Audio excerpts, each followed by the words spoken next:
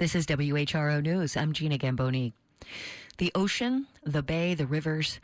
For centuries, the water bodies around coastal Virginia have helped it grow and thrive. Now they're a threat. Today, we're continuing our series at a crossroads. WHRO's Sam Turkin explores how farmers on the eastern shore are grappling with sea level rise.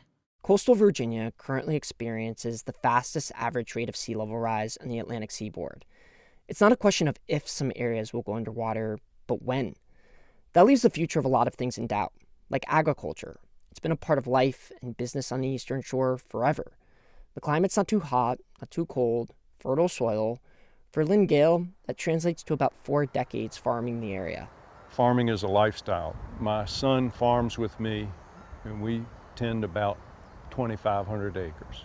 Gale grows commodities, corn, soybean, and something called rapeseed, which produces an oil used for engines and plastics. But now this historically nutrient-rich farmland, well, it's not all so great anymore. Gale shows me around a huge field bordering the ocean, lush soybean crops everywhere, except for one small patch close to the water.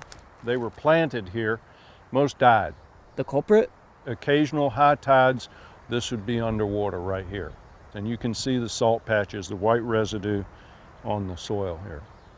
So if I stick my finger in this white-looking patch... Will it taste like salt? Yeah, tastes like dirt and salt. Yeah.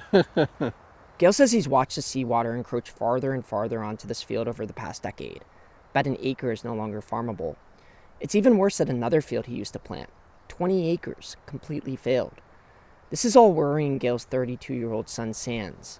He grew up playing with green John Deere tractor toys. Now, he's taking over the business and says hundreds of thousands of future dollars are at stake. A third of the acreage that I farm could be right on the water and directly affected by sea level rise. I'm going to have to figure something out.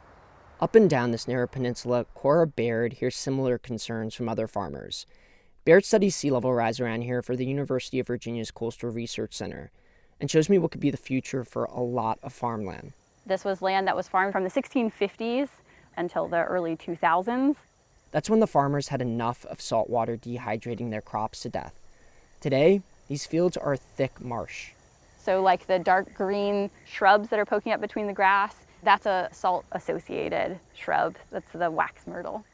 Baird says the water isn't just coming in from the ocean, rivers, creeks. It's rising from under the land, mixing with groundwater and making the soil wetter and saltier, even around more inland areas. An invisible killer. It's a threat all the way down the east coast to Florida. Does it make you sad that this is happening?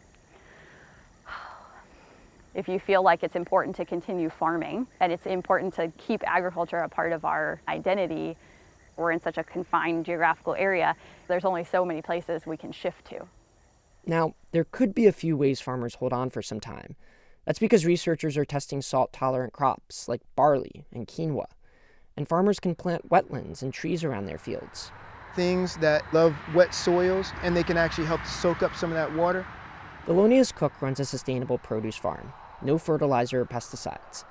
Problem is, the farm is right along the main highway on the eastern shore. So when it rains, a lot of water flows off the road onto Cook's fields. And it doesn't drain well because the ground is already wet from sea level rise. This has killed $30,000 worth of Cook's crops the past few years. It makes you feel deflated because there's so much investment into this farm. And you want to make sure that this is here for the next generation. Cook, who's 42, says he hopes to adapt to the rising waters, but there's a good chance farming here could become impossible. Sam Turkin, WHRO News.